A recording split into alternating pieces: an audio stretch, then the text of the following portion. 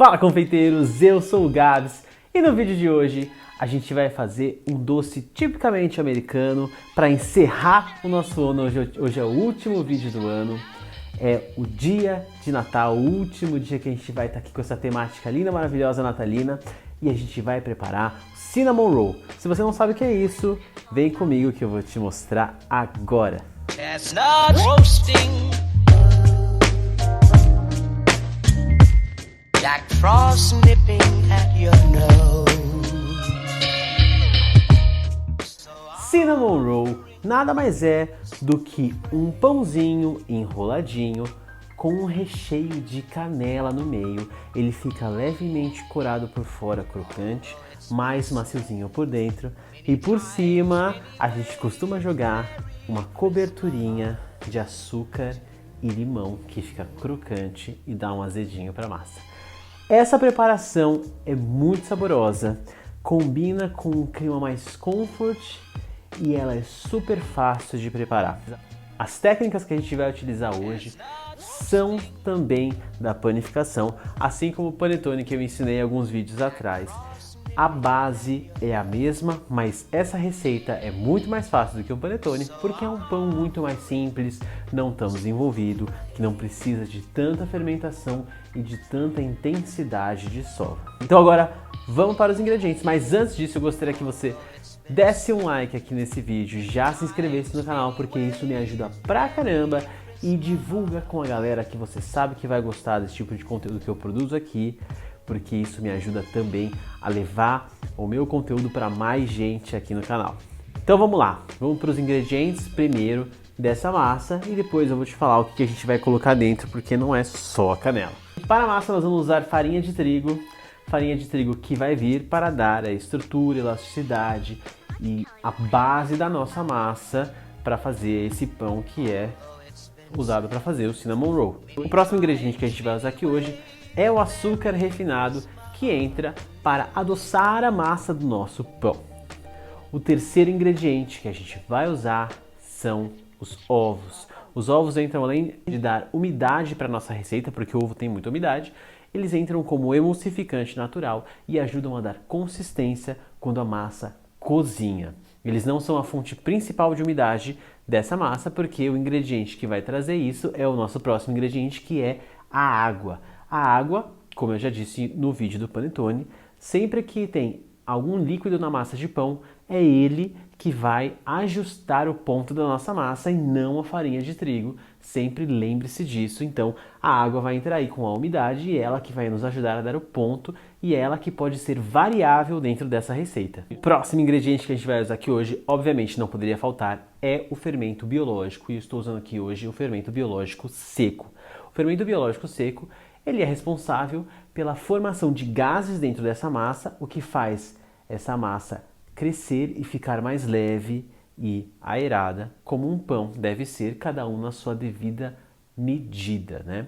E aí, junto com o fermento, eu tenho mais dois ingredientes que ajudam na qualidade da massa do meu pão e na durabilidade dela também. Nós vamos usar aqui o melhorador para pão, que é um ingrediente que ajuda a manter a qualidade do pão por mais tempo e ajuda a deixar a massa desse pão mais macia, mais fofinha por mais tempo.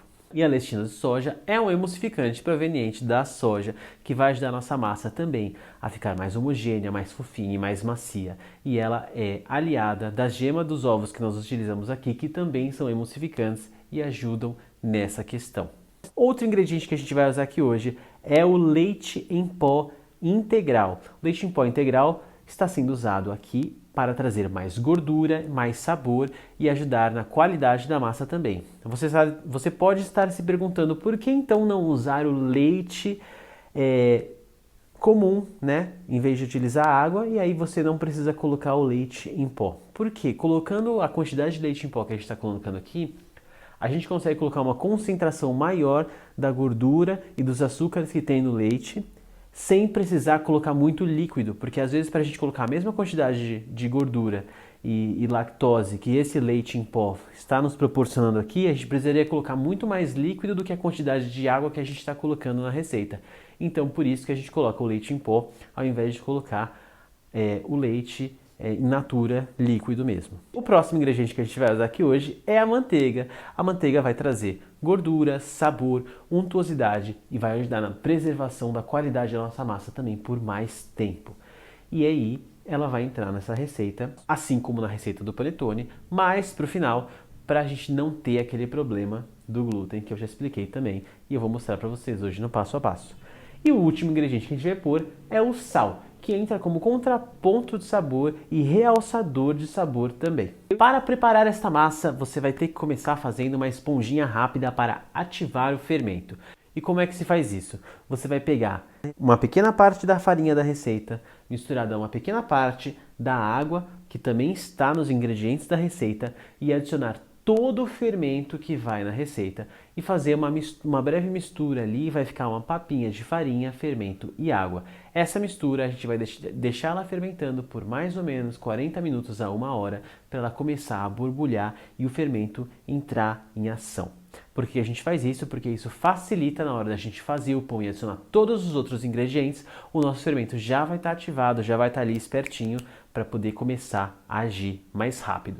Essa água que a gente está adicionando na esponja agora não precisa estar morna, porque o morninho que o fermento gosta é muito mais frio do que a gente imagina. Então aquela história da gente esquentar um pouquinho a água para colocar na massa do pão para o fermento crescer mais rápido, não tem a menor necessidade. Ainda mais nessa época do ano que estamos, a água pode estar em temperatura ambiente que já está suficientemente boa para o fermento começar a agir. O fermento começa a agir com temperaturas entre 25 e 26 graus, ele já está ali acordando. Então, se você pegar e esquentar essa água mais que isso, você corre o risco de queimar esse fermento antes mesmo dele começar a agir.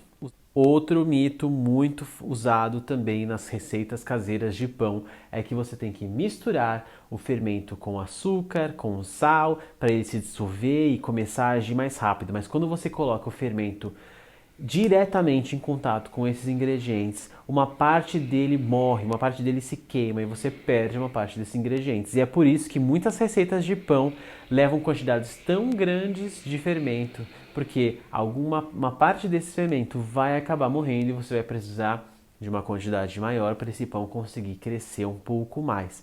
Mas nesse caso, como a gente está fazendo um processo que não corre esse risco, a gente não precisa colocar uma quantidade tão grande, pode perceber que a porcentagem de fermento nessa receita em relação à farinha é bem pequena, porque ela é suficiente para fazer a massa desse pão crescer, mesmo porque o cinnamon roll, nesse caso, não é um pão que é tão fofinho, tão sovado assim, ele é um pouco mais rústico do que outros pães. Depois que essa esponja já estiver fermentado, você vai tirar ela do bowl, colocar num bowl maior junto com a farinha, com o sal, com o melhorador, com a lestina de soja, com o açúcar, o leite em pó, o ovo e mais um pouquinho da água que a gente já começou a utilizar para fazer a esponja.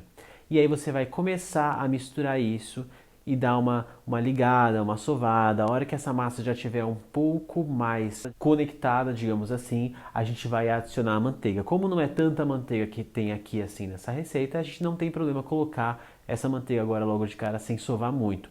Se fosse uma quantidade muito grande de manteiga, se passasse de 24% de manteiga na receita, aí era bom sovar bem a massa antes para depois adicionar a gordura, para a gente não correr o risco da manteiga impermeabilizar os grãos de farinha antes da farinha conseguir desenvolver o glúten, porque numa massa de pão a gente precisa do desenvolvimento do glúten, ainda que seja um desenvolvimento primitivo. Essa massa a gente vai poder sovar ela na mão, não tem problema nenhum, porque a gente não quer uma sova intensiva, a gente quer um processo de sova um pouco mais rústica, então a gente vai adicionar todos os ingredientes, depois que adicionar a gordura, a gente continua sovando e vai sentindo na mão se precisa ainda de mais umidade e aí a gente vai dosando com a quantidade de água que tem na receita. Você pode precisar de mais água dependendo do dia que você estiver fazendo a receita, se a farinha estiver mais seca, mais úmida, ou você pode precisar de menos água, ainda que menos água que a receita passou, se você sentir que a massa já está boa, ela fica um pouco grudentinha e ainda sobrou água, pode parar de pôr, não tem problema. O importante é você sempre dosar a quantidade de líquidos e não a quantidade de farinha. A quantidade de farinha tem que ser sempre fechada para você não desbalancear a receita do seu pão. Então, juntou todos os ingredientes, acertou o ponto de água da receita, a gente vai passar essa massa para a mesa e trabalhar ela sovando até ela ficar bem homogênea, bem lisinha, bem fofinha. E aí depois que ela estiver bem lisinha, a gente vai colocar ela num bowl untado com óleo e vai deixar fermentar por mais ou menos 1 hora. Depois que essa fermentação de 1 hora tiver passado, a nossa massa vai estar mais fofinha, com uma elasticidade mais desenvolvida, e aí a gente vai passar para a montagem do nosso doce. Só que aí a gente vai precisar do nosso recheio de canela, que é o que a gente vai fazer agora. Então, como é que a gente vai fazer isso? A gente vai precisar de canela, manteiga e açúcar refinado. E aí, basta a gente misturar estes 3 ingredientes no bowl. A manteiga é bom que ela esteja em ponto de pomada, um ponto mais cremoso, não totalmente líquida, derretida, mas cremosa para você conseguir misturar isso numa tigela com facilidade. E aí isso vai virar uma pasta, vai parecer uma areia molhada, e é exatamente assim que tem que ficar. E aí então você vai pegar aquela massa que ficou fermentando por 1 hora, vai dividir, dá para fazer ela toda de uma vez, mas aqui eu vou dividir em 2 partes para ficar mais fácil na minha montagem, mas é possível você abrir ela inteira e fazer exatamente o que eu vou fazer aqui, meio a meio. Você vai abrir com um rolo essa massa na bancada, você pode untar com farinha, mas bem moderadamente. Pode perceber no vídeo que eu ponho muito pouco farinha, porque eu não quero ficar adicionando mais e mais farinha nessa massa sem necessidade nenhuma. Então, o polvilhado de farinha que eu fiz aí é realmente muito pouquinho, só para a massa não grudar na minha mesa. E eu vou abrir essa massa me atentando para que ela fique mais retangular ou quadrada possível, porque quanto mais disforme essa massa ficar, mais difícil vai ser na hora de eu enrolar e fazer os rolinhos de canela. Então, você abre ela numa espessura bem fininha mesmo, uma espessura menos de meio centímetro de espessura, e aí a hora que ela estiver bem abertinha, toda homogênea, aberta com a mesma espessura em todos os lugares, aí eu vou espalhar aquela pastinha de manteiga, canela e açúcar refinado sobre a minha massa inteirinha. Espalha bem, bem homogêneo. Eu espalhei com a mão mesmo, só estar com a mão bem limpinha, porque é mais fácil de espalhar com os dedos do que se você tentar ficar espalhando com uma colher e aí ficar saindo e colando, saindo e colando. Então, com a mão bem higienizada, você pode espalhar com a mão mesmo. E aí, depois que tiver bem espalhadinho a pastinha de canela, a gente vai enrolar esse retângulo de massa para que aí a gente consiga dar aquele efeito enroladinho. Então vai ficar como se fosse um rocambole de massa crua com um recheio de canela, manteiga e açúcar. E aí em seguida a gente vai cortar rodelas relativamente grossas daqueles rolinhos e a gente vai dispor isso numa assadeira. Eu estou colocando uma folha de silicone embaixo, porque não gruda, mas você pode untar a assadeira com óleo, você pode untar a assadeira com farinha, você pode usar uma assadeira antiaderente, você pode usar papel manteiga. Eu não sei se eu aconselho, porque isso na hora que assar vai soltar uma certa umidade e pode ser que o papel manteiga fique grudado embaixo do cinnamon roll. Então, mas vale fazer o teste, eu não fiz. Eu não sei se vai funcionar, mas se você quiser arriscar, tenta e depois você me avisa se deu certo. E aí a gente vai dispor isso numa assadeira. Como aqui eu estou fazendo o cinnamon roll por unidade, eu não vou deixar um muito perto do outro para não correr o risco de quando eles crescerem, eles grudarem um no outro. Mas tem alguns lugares, algumas receitas que fazem eles todos juntinhos de propósito, então você pode também fazer isso, usar uma forma redonda de bolo, por exemplo, e colocar um encostado no outro propositalmente, para que quando eles cresçam e depois a hora que eles assarem, eles fiquem tudo uma coisa só, e fica super bonito, assim, todos um enroladinho grudado no outro, daí você consegue cortar fatias desse pão também. E aí a gente vai deixar esses rolinhos de canela fermentando por também mais ou menos 1 hora. Não tem necessidade de deixar muito mais tempo do que isso, justamente porque a característica desse pão, desse doce, é um pouco mais rústica. Então, não preciso me preocupar em deixar isso fermentando tanto tempo assim, porque não é isso que a gente quer, não é essa característica que a gente busca. Então, a gente vai deixar isso fermentando por mais ou menos 1 hora e em seguida levar ao forno médio por mais ou menos 20 minutos, mas isso sempre vai depender do seu forno, se ele é mais potente, se ele é mais fraquinho. Então, tempo e temperatura sempre vão variar de acordo com o forno de cada lugar, de cada pessoa.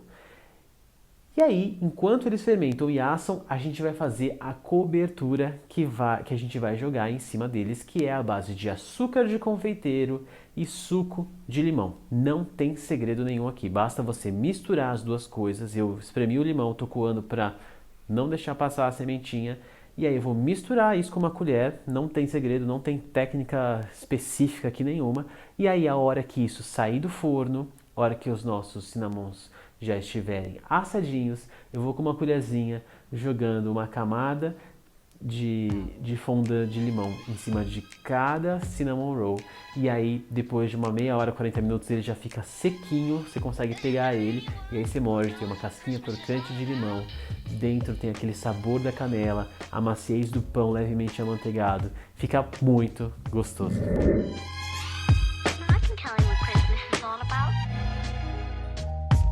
Chestnuts roasting,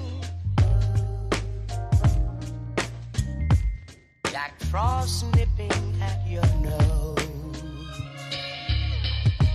So I'm offering this simple phrase.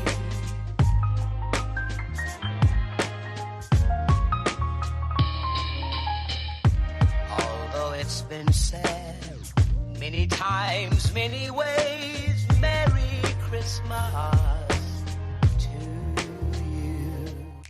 Bom pessoal, esse foi o vídeo de hoje, eu espero que vocês tenham gostado. Se você gostou, já dá um like aqui nesse vídeo, se inscreve no canal e divulga pra galera ver esse tipo de conteúdo que eu faço aqui pra vocês. Quero desejar um Feliz Natal pra todo mundo, um ótimo ano novo, a gente se vê no ano que vem, porque esse é o último vídeo desse ano. Semana que vem já tem vídeo novo e vai começar mais uma minissérie de fazer um bolo do começo ao fim, dessa vez com um bolo temático, com modelagem, com novos desafios, e eu tenho certeza que você vai gostar do que você verá.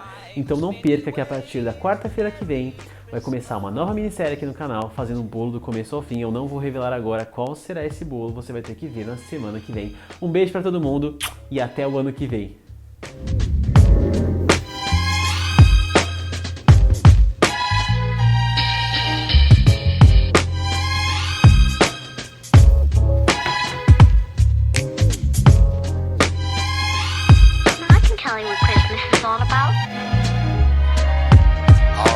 It's been said many times, many ways, Merry Christmas.